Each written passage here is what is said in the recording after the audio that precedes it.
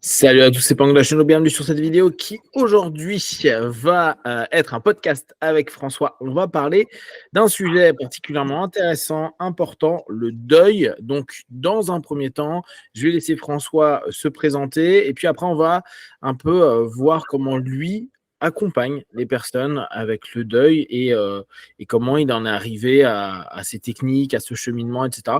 Le tout étant vraiment de, comme d'habitude sur nos podcasts, d'aller sur des conversations et voir ce qui émerge à ce moment-là. Et bien sûr, à la fin, je vous mettrai comment le contacter, où est-ce que vous pouvez l'avoir en online, les formations qu'il fait, etc., etc. Ok, François, qui es-tu? Dis-nous tout. Déjà, bonjour Christophe, nous sommes vus tout à l'heure. Moi, je suis un ancien entraîneur de basket professionnel, c'est-à-dire que j'étais salarié dans une association, et puis je suis arrivé à l'hypnose au début par la PNL, l'analyse transactionnelle, pour être un meilleur entraîneur. Et puis j'ai arrêté de fumer un jour avec l'hypnose, et du coup j'ai tout plaqué. J'ai tout plaqué, et je me suis formé, et voilà. Donc ça fait maintenant 10 ans que j'ai un cabinet, à côté de Saint-Etienne, dans une petite ville qui s'appelle Firminy. Et après avoir fait beaucoup de choses autour des arrêts du tabac, j'en fais encore beaucoup d'ailleurs, les événements de ma vie ont fait que je me suis naturellement tourné vers le deuil et son processus. C'est quand, suite au décès de Louise et de Lucien, les deux enfants que j'ai eus, ils avaient une maladie génétique. Et je me suis dit, putain, c'est vraiment un truc de ouf, comment on est mal accompagné. Mm. C'est-à-dire qu'on a des informations qui, à la base, sont pas top. Euh, je dis des informations, je dis pas des formations, des informations à la base qui sont pas top.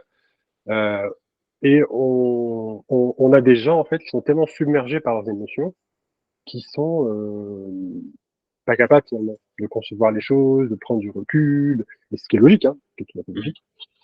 Alors du coup, je me suis intéressé au deuil. Alors, au début, j'ai tapé dans les travaux de Kubler-Ross, puis je me suis rendu compte que Kubler-Ross, ben, elle bossait surtout en palliatif, et que c'est très différent de annoncer quelqu'un, la personne qu'elle va mourir. Hein, c'est les fameuses 5 étapes du deuil. Après, je grattais, je suis allé vers mon bourquette, et puis j'ai découvert les travaux de Christophe Forêt, euh, qui, euh, qui moi m'ont beaucoup inspiré dans mon approche, notamment comment utiliser l'hypnose dans l'accompagnement du deuil, parce que je trouve que c'est plutôt très mal utilisé en fait. C'est un super outil, mais c'est très mal utilisé parce que nos égos de praticiens se confrontent à quelque chose qui est inéluctable, c'est que le deuil c'est un processus, c'est une cicatrisation, et que nous on aimerait en tant que prat aller plus vite pour se valoriser des fois. Et, euh, et voilà. Donc du coup, j'ai vu notamment un film qui s'appelle Et j'ai choisi de vivre, qui parlait de deuil parental. Et j'étais surpris par ces gens qui, 20, 30 ans après, avaient toujours de la rancœur auprès du personnel médical, qui pourtant fait le maximum. Enfin, je trouve que, en tout cas, on a été, enfin, moi, j'ai super bien accompagné par, euh, par les médecins, par toutes les équipes médicales, quoi, qui font toujours du mieux qu'ils peuvent, finalement. Et puis, petit à petit, ben, voilà, j'ai pris du recul sur ce qui s'est passé pour moi, sur ce qui s'est joué aussi à cette époque-là dans ma relation, sur la différence entre les hommes et les femmes dans le parental, dans la communication. Donc voilà. Et du coup, maintenant, je fais beaucoup d'accompagnement autour du texte. Mm. Et, Ouais. j'ai un cadre assez précis d'ailleurs là-dessus. Ouais, c'est quoi justement le cadre que tu proposes pour cet accompagnement du deuil? Alors moi, dans l'accompagnement du deuil, je pars du principe qu'on est euh, qu'un deuil ne se fait pas, qu'un deuil ça se traverse et que c'est une expérience qui transforme. Mm. Voilà, ça transforme profondément les gens. En tout cas, moi, ça m'a profondément transformé. Et que à partir de là, on ne doit pas chercher à ne plus souffrir. Les gens, quand ils viennent nous voir, ils espèrent à un moment ne plus souffrir. C'est ce qu'ils nous Mm. demandent en général. Or, c'est juste pas possible. Ils sont dans une espèce d'ambivalence de je ne veux plus souffrir, en même temps je ne veux pas oublier. Mm. Euh, du coup, le cadre en général pour moi il est assez long, c'est-à-dire que je pars du principe que si on fait un accompagnement du deuil, on va accompagner la personne à passer d'une phase du deuil à une autre phase du deuil. Mm. Mais on va pas être dans on se voit en 2, 3 séances et le deuil est terminé. Mm. Mm. Quand tu parles des phases du deuil, on en avait discuté un petit peu quand on était en Belgique. Donc, t'es pas forcément sur les phases que la plupart des personnes connaissent de Kubler-Ross. Tu Mm. m'avais parlé de 3 étapes clés qui, pour toi, étaient quelque chose de fondamental. Ouais, Comment toi tu le perçois et outre ce que tu disais en ouais. introduction sur Kubler-Ross qui était vraiment dans un cadre en fait spécifique et on Bien a sûr. repris quelque chose qui était spécifique, qu'est-ce qui aujourd'hui te semble moins juste dans sa proposition initiale?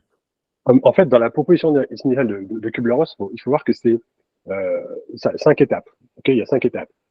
Il y a l'annonce, ok, après ce qu'elle appelle le déni. Ensuite, ensuite, il y a la révolte, le marchandage, la dépression et l'acceptation. Ça, c'est des étapes qui sont liées en fait à un process de deuil quand on annonce à quelqu'un que cette personne va mourir. Si je te dis à toi, ben voilà, il te reste 3 mois à vivre, pendant ces 3 mois, tu vas vivre ces Mmh, périodes-là. Okay. bien sûr. Sauf que les travaux de Kubler-Ross, ils ont été un peu galvaudés. C'est-à-dire qu'on a commencé à remplacer le terme de révolte par colère. Ouais.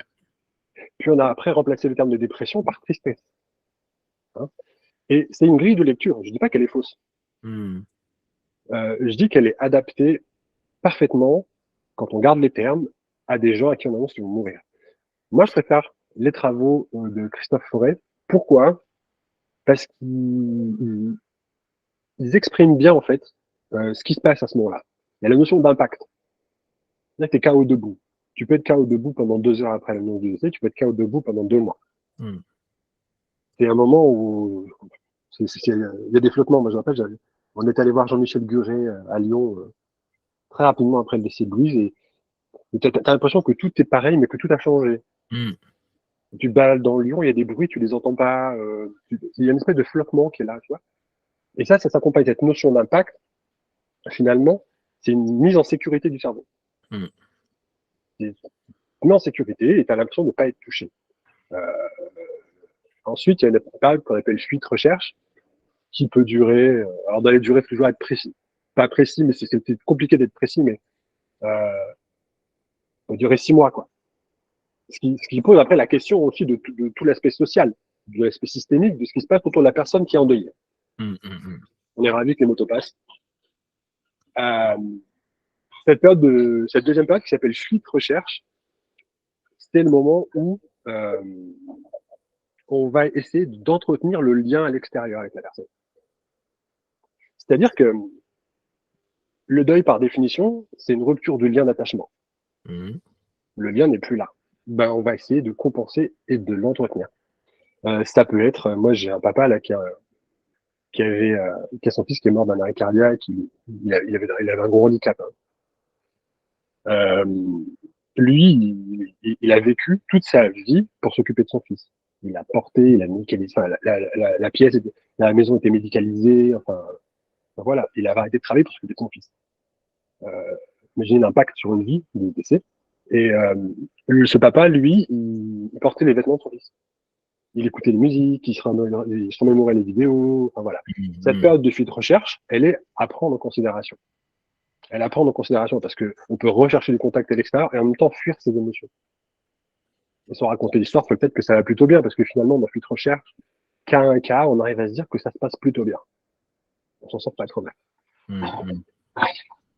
Et c'est ce moment-là, je sais pas, t'entends la moto derrière? Ouais, ouais, j'entends, mais pas beaucoup, t'inquiète.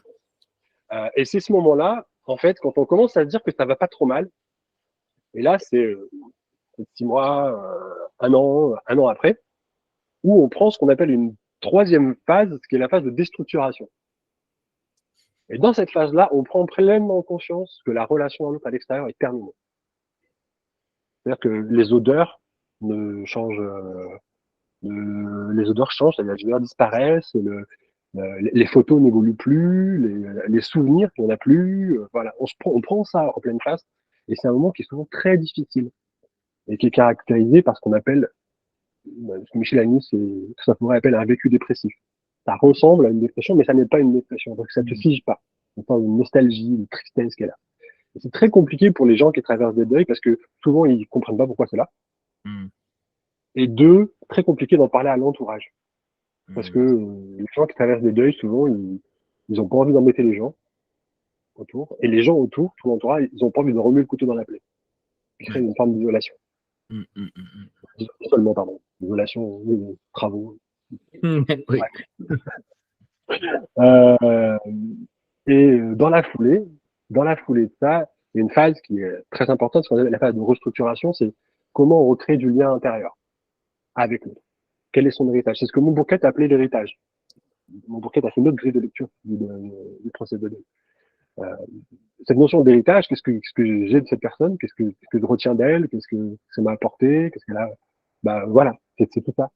Et c'est comment on recrée du lien à cette personne-là. C'est une façon de la faire vivre un peu à l'intérieur, tu vois. Quand moi je propose des trucs autour du deuil, c'est une façon de faire vivre un peu mes gosses, tu vois. Je pense qu'il faut arrêter de se mentir. Moi, je pense que la générosité gratuite, c'est pas vrai. Ça, la générosité, ça nous apporte forcément quelque chose. Bien sûr. Et c'est une phase de restructuration qui peut paraître simple comme ça, mais qui n'est pas tant que ça. Parce que on peut s'habituer à cette phase un peu dépressive où on essaie de prendre soin de nous, où la tristesse elle est là, mais finalement, on cohabite bien avec ça. Et on se heurte à quelque chose qui est très culturel dans le deuil, c'est l'idée qu'on oublie. Les gens, ils ont peur d'oublier en général. Et cette peur de l'oubli freine profondément le processus du deuil. Quand on se rend compte qu'on n'oubliera pas, qu'on n'oubliera jamais, et que de toute façon, on va avancer avec une cicatrice, à ce moment-là, il y a des choses qui peuvent avancer, qui peuvent évoluer, et qui peuvent nous permettre de vivre bien et mieux. Quand tu parles de cheminement culturel, est-ce que tu as eu l'impression avec d'autres cultures qui réagissaient différemment si tu as eu des partenaires qui étaient, je sais pas, du continent africain ou sud-américain ou asiatique, est-ce que tu as eu l'impression que culturellement, ils avaient une approche qui était différente justement sur le fait que ça va passer Ouais. ou ouais, tu Alors, sens que c'est pas la même vision? alors ouais, complètement. Déjà, il y a des pays où, bah, si on parle de décès d'un enfant, notamment, Ouais, où c'est la norme. ouais, bien sûr. Moi, quand on me dit ouais, c'est injuste, c'est pas dans l'ordre des choses, c'est quoi l'ordre des choses? Tu vois, ça peut tout remettre dans des contextes. C'est quoi l'ordre des choses dans un contexte où nous, pays en France, on est quand même plutôt bien couvert médicalement, on peut sauver plus facilement des enfants ou des adultes ou peu importe. Dans d'autres pays, c'est routinier, c'est routinier. Donc il y a une habitude de la mort. On discutait avec un mec qui a un bar ici, il a fait 2 guerres. Ouais. Sa maman est en train de mourir. Bon, c'est intégré chez lui. La culture mexicaine autour de la mort, on était au Mexique cet été, on a fait la fête des morts justement avec Anna, au mois de novembre, pardon. Il y a quelque chose dans la culture mexicaine qui justement entretient le lien. Mm. Et surtout, ils ont une relation à la mort où elle fait partie intégrante de leur vie, tu vois, parce que nous, on a le culot, on a l'outrecuidance, même je dirais, de vivre comme des immortels. Mm. Mm. On pense qu'on est, d'une certaine façon, on vit comme des immortels, comme si ça n'existait pas. Or, c'est faux. C'est faux. En mettant Ça en existe. plus les cimetières en dehors, quoi, toujours à l'écart. Bien sûr. On Ouais. exclut les cimetières, on exclut les malades. Ouais. Tout ça, c'est les anciens, on n'en parle même pas. Hein. On n'en Ouais. parle même pas. Donc, effectivement, on a l'illusion de vivre dans quelque chose on est un peu des immortels. Donc, effectivement, en fonction des cultures, il n'y a pas du tout la même approche. Donc, moi, c'est vrai que l'approche que j'ai pour l'instant, elle est vraiment liée à la culture européenne, occidentale, euh, par rapport à ça, puisque l'essentiel de mes clients sont français, quoi.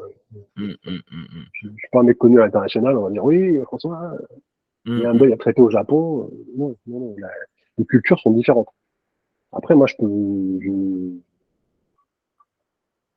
je refuse l'excès inverse où les gens disent la mort c'est bien, c'est la fête de la vie, c'est un truc qui est sympa. Non, c'est pas vrai. C'est pas vrai. Après le décès de Louis, j'étais vite en recherche de spiritualité. J'ai fait 15 jours dans un temple bouddhiste. Le premier lama qui m'a parlé, il a failli prendre une patate. Quand il me dit oui, mais il faut la laisser partir, c'est égoïste ce que tu fais, ta gueule, je vais faire bien ta gueule. Ouais. Mais je trouve que des fois, les hypnos, on a un peu cette position-là, tu vois, de un peu outrecuidante, de dire oui, mais moi je sais, je vais t'accompagner. Mm. J'ai ce qu'il faut faire. Notamment avec, j'ai fait mon tout premier podcast, c'était sur de couper les liens. Ouais. Et je m'étais fait ramasser. je, je m'étais fait ramasser, même en MP, tu vois, les mecs, ils se permettent tout. Mike Tyson, il a raison hein, quand il dit les réseaux sociaux ont fait que les gens ont oublié qu'ils pouvaient se faire péter la gueule. Bien sûr. Et les mecs, c'est fada. Euh, non, je suis désolé, couper les liens, je vois pas l'intérêt. Si tu as une démarche stratégique Mm. qui est posée avec la personne en face, qui est calée sur le rythme où elle est, à ce moment-là, ouais, ça peut être intéressant. Mm. Mais dans l'essence même du processus de deuil, euh, ça n'a pas de sens. Étant donné que le deuil se nourrit de liens, justement, et c'est une façon de recréer du lien à l'autre. Mm. Mm. C'est une façon de ne pas oublier. D'ailleurs, ce que tu dis, c'est intéressant parce que si tu remarques, moi, c'est quelque chose que j'ai beaucoup vu, c'est quelque chose qui est très peu géré dans les cours d'hypnose de façon générale. Ils vont te parler du deuil avec la rupture de lien et recréation de lien. Moi, c'était comme ça que je travaillais à l'époque.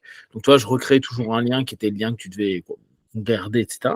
Mais outre ça, hormis cet aspect-là, comme tu dis, en hypnose, il y a une espèce de notion un peu de toute puissance, limite d'effacement.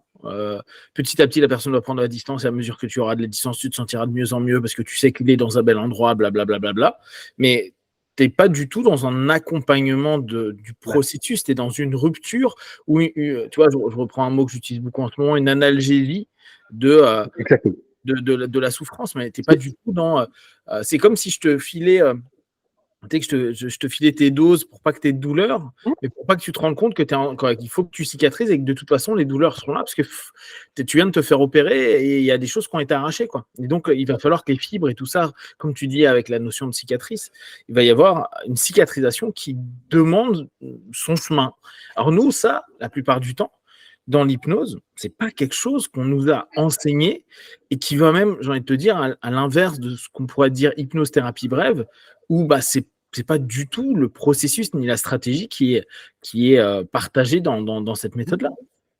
Mais pour moi, c'est le cœur du problème. C'est-à-dire que les prates, où ils sont coincés par la demande de je ne veux plus souffrir, Ouais. irréalisable. Irréalisable. Bien sûr. Parce qu'en plus, les gens, ils sont attachés à cette souffrance. Cette souffrance, c'est du lien, tu vois. Je suis en colère, je suis triste, je me sens coupable, machin. Ok, c'est comment pour toi? Ah, c'est un rond vert. Ok, t'en fais une petite coille verte. C'est du lien. C'est du lien. C'est des émotions, c'est du lien. Donc, pourquoi? Pourquoi? Et elles font partie du process. C'est un petit peu comme si nous, les hypnos, on avait, encore une fois, la prétention de dire, bon, quoi, tu t'es fracturé la jambe? Ouais, t'en as pour 2 heures. C'est bon, tu pourras recourir derrière. Ben non. C'est 45 jours d'immobilisation, c'est de la rééducation, c'est un process. Et nous, on devrait passer au-delà de ça. Et moi, mon idée, c'est le travail du deuil accompagne le process du deuil. Et le travail du deuil, c'est ce que je mets dans ma formation, tu vois, j'ai un truc qui s'appelle IUP, identifier, utiliser, préparer. Si par exemple, j'identifie que la personne est dans une période de fuite-recherche, on va identifier ça, on va utiliser les phénomènes de fuite-recherche pour qu'elle puisse en tenir. Si elle est vraiment dans l'évitement, moi, je vais questionner sur, parlez-moi de la personne, qu'est-ce qui se passe? Voilà, on va recréer du lien et on va préparer la phase d'après. C'est-à-dire que la phase d'après, je vais dire, voilà, là, pour l'instant, ça se passe bien, vous travaillez ce truc. Si dans 6 mois, il y a un truc qui va pas, vous me rappelez. On en discute. Parce que, logiquement, ça va se passer comme ça, comme ça, comme ça. Enfin, ce qui peut passer pour la position haute, hein. Mais je t'avoue que je m'en tamponne, en fait. Position haute, position basse, ça va faire chier le monde avec ça. À un moment, quand tu connais le process, parce que tu l'as bossé, parce que, à un moment, tu peux très bien dire aux gens, ça va se passer comme ça, et ça les sécurise. C'est-à-dire que quand ils vont prendre la deuxième vague dans la gueule, soit ils vont oser en parler à leur entourage, et à ce moment-là, c'est que tu as bien fait ton boulot, soit ils oseront venir te voir, parce que ils savent que c'est un endroit, enfin, en tout cas, moi, mon cabinet, c'est un endroit qui leur appartient. Quand ils sont là, mon cabinet leur appartient. C'est chez eux. Et je trouve que c'est vraiment important de s'effacer, et de se laisser guider par le process pour l'utiliser au mieux possible. Ne pas chercher à l'accélérer. Ouais, et dans la première phase, donc le moment où il y a cet impact, tu bosses pas avec la personne à ce moment-là ou tu bosses avec? Sachant que l'impact, c'est cette espèce de dissociation hyper particulière qu'il y a. Est-ce que à ce moment-là, tu as l'impression qu'il y a quelque chose que tu peux accompagner, hormis le fait qu'ils ressentent à un moment ou à un autre que le coup est là, quoi? Comment tu perçois ça? Bah, moi, je perçois ça comme un boxeur KO. Mmh. Tu vois, Mmh. quelqu'un qui est KO, oh, vous êtes là, tac tac, ou quelqu'un qui après un étranglement, tu vas lui relever les jambes, Ouais. tu vois, c'est remettre de la circulation là-dedans et c'est libérer la parole. Et pour ça, qu'on soit thérapeute ou aidant, il y a 3 questions. C'est qui c'était pour toi cette personne? Mmh. Comment ça s'est passé? Okay, et comment tu vois les choses maintenant? Qu'est-ce qui se passe maintenant? On se rend très vite compte que les choses sont très différentes. Un homme, il va avoir tendance à aller au travail, avancer, faire comme si, tenir, machin, ceci, cela. Il va avoir un deuxième effet qui se coule plus tard. Hein. Il y a peu de partage social. Il y a peu de parole, en fait. Et une femme, elle va avoir tendance à avoir plus de partage social, d'être plus dans ses émotions, d'être plus dans ses ressentis. Ce qui fait que les hommes s'isolent beaucoup plus. Et les femmes, moins. Alors attention, je dis pas que c'est tout le temps le cas, c'est des observations en général, Bien sûr. une expérience, tu vois, c'est pas, tout n'est pas figé. Mais dans cette phase d'impact, vraiment, on veut pas, franchement, à quoi ça dépend? Ça dépend de la demande déjà, mais en règle générale, il y a juste de la parole. Libérer la parole. Qu'est-ce qui s'est passé pour toi? Euh, Qu'est-ce qui s'est passé pour toi avant? Est-ce que c'est un décès soudain qui n'était pas prévu? Est-ce que c'est une maladie plus ou moins longue? Parce que savoir que quand il y a une longue maladie qui s'installe, une longue maladie, ça peut être de quelques semaines à quelques années, il y a des moments où la personne aidante peut avoir envie que ça se termine. Bien sûr. Ce qui est logique en plus. Hein. Bien sûr, bien Ce qui est sûr. logique. Hein. Sauf que c'est hyper culpabilisant. Mmh. Je devrais me battre, je devrais être comme ci, je devrais être comme ça, parce qu'à la télé, je les vois, ils ne me verront jamais. Non, c'est pas vrai, c'est pas comme ça qu'on fonctionne. Pas comme ça. Ça pose la question d'ailleurs de parfois pourquoi on fait durer les soins. Ouais. Est-ce que c'est pour nous ou est-ce que c'est pour l'autre? Bien sûr, bien sûr. Mais dans cette phase d'impact-là, il y a un moment, créer du lien, et il y a un moment, créer un espace où les gens ils vont pouvoir parler de ce qu'ils ont vécu, de ce qui s'est passé pour eux, de la violence de ce qu'ils ont eu. Et tu peux avoir des fois intérêt à faire de l'EFT, faire un peu d'hypnose. Mais d'abord, on doit avoir des notions de ce qui s'est passé et de comment ça s'est passé parce que décès soudain d'un enfant, d'une mort subite du nourrisson ou d'une non-maladie de ton conjoint ou de ton époux, c'est pas la même chose. Bien sûr. C'est pas la même chose.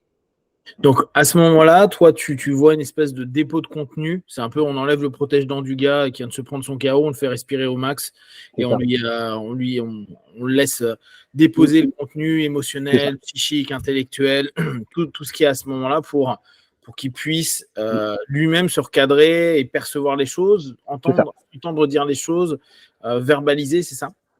Aller vers la narration. Aller vers la narration et qu'est-ce qui s'est passé pour toi? Qu'est-ce que tu as ressenti? Qu'est-ce qui s'est passé? Et sans chercher à demander est-ce que c'est une boule noire ou un caillou vert. Oui. Tu ne le symbolises pas. C'est vraiment, là, à ce moment-là, c'est le moment où la personne, le fait même de l'exprimer va lui permettre déjà d'exhorter, de faire émerger quelque chose qui est peut-être volontairement l'impact. C'est comme tu disais, hein, c'est une protection du cerveau. Donc, à partir du moment où tu es en train de le protéger, c'est que si tu prends l'info telle qu'elle sans la filtrer, même par le mot, par le symbole du mot, etc., tu vas avoir trop d'un coup et ça sature et tu peux pas gérer. D'accord. Il y a même des gens dans cette phase-là qui me disent je comprends pas. Je comprends pas pourquoi je pleure pas, je ne suis pas touché. Ok. Et du coup, ça ramène une forme de culpabilité. Je fais en quoi vous devriez être touché?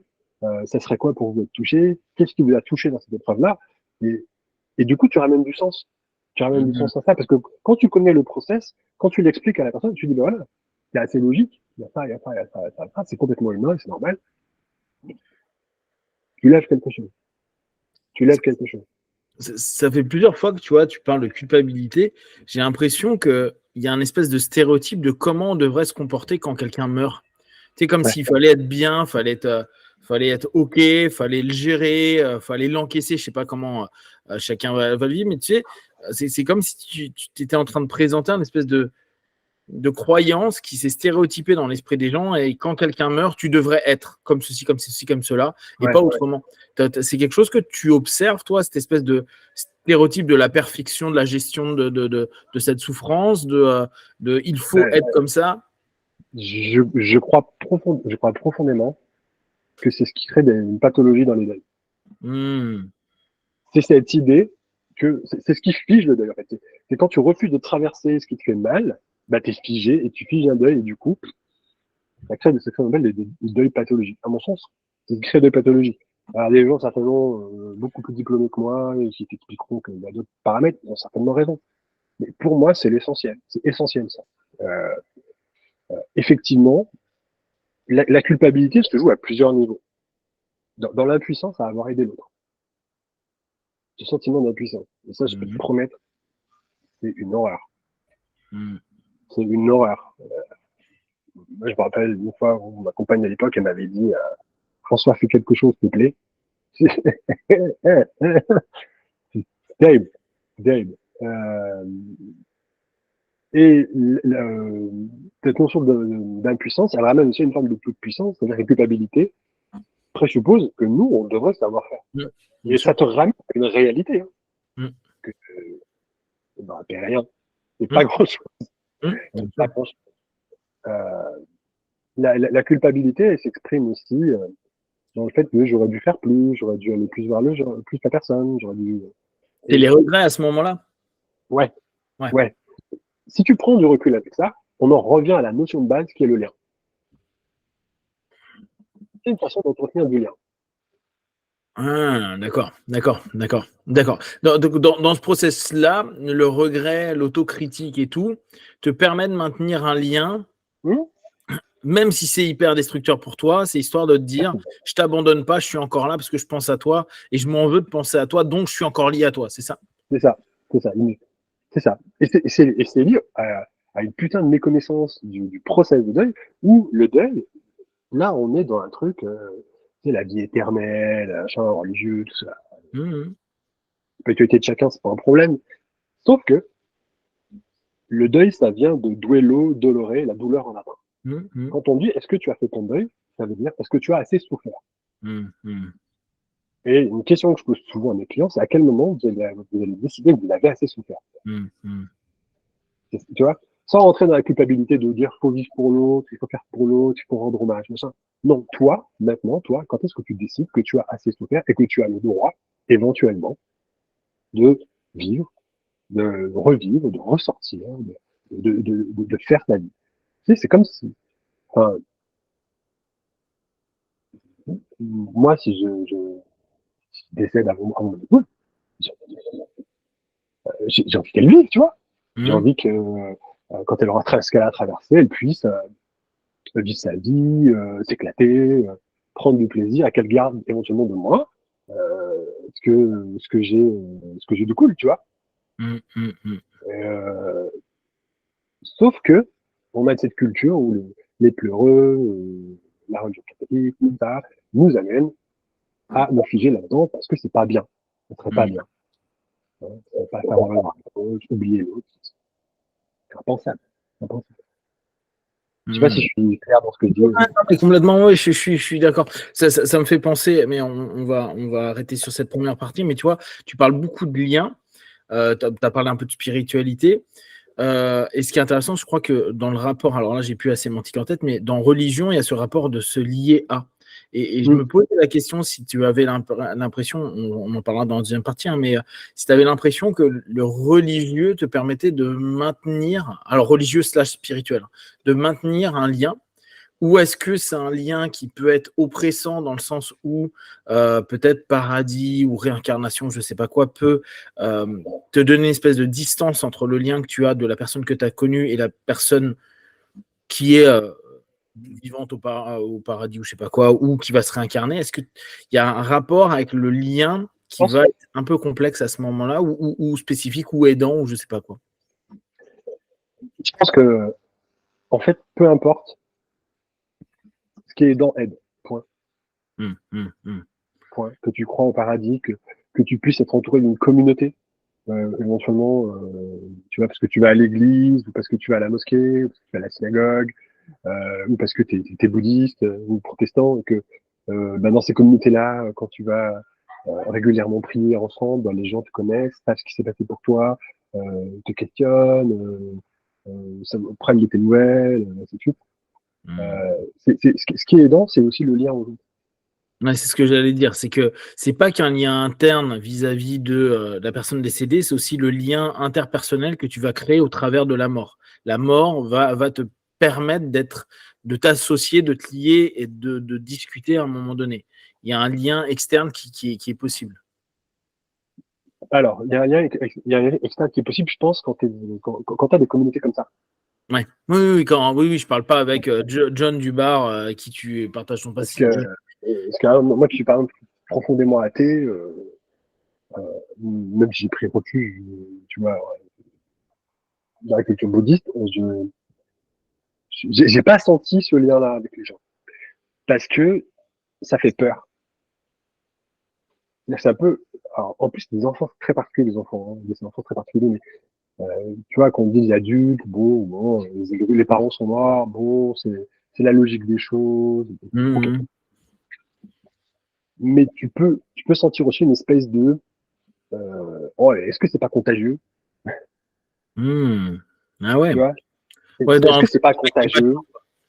T'es es le mec qui a pas de chance et qui pourrait potentiellement donner ta shkumun à quelqu'un, quoi. Ouais, il y a ça, il y avait ce côté aussi où il y a une tristesse qui est là, il y a une mélancolie qui est là, il y a quelque chose de et cette tristesse, cette mélancolie là, elle est lourde pour les gens aussi. Il faut reconnaître ça. Bien Ouais, sûr. elle est lourde.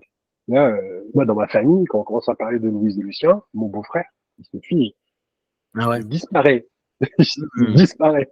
Physiquement, il est là, mais il disparaît. Il y a plein qui sortent sa bouche, il veut même plus boire un café, il poker face. Pourtant, après, c'est pas une de projection, tu vois. Il a vu petit, il a vécu ça de loin. Ouais. Ouais, il a à peu près quand même. Donc, il y a quelque chose là-dedans qui, est de l'ordre de. Et si ça m'arrivait? C'est comme si ton image ramenait les autres à une forme de réalité qu'ils n'ont pas envie de voir. C'est ce que j'allais dire, ouais. Si tu ramènes à une forme de réel. Ok, on va parler de cette forme de réel juste après. Donc, si vous avez déjà des questions sur cette première partie, vous n'hésitez pas, vous les partagez sur Facebook, YouTube. Et puis, François y répondra ou j'y répondrai en posant des questions à François. Et comme d'habitude, ne prenez que ce qui est bon et juste pour vous. Test observer et concluez. Ciao, ciao.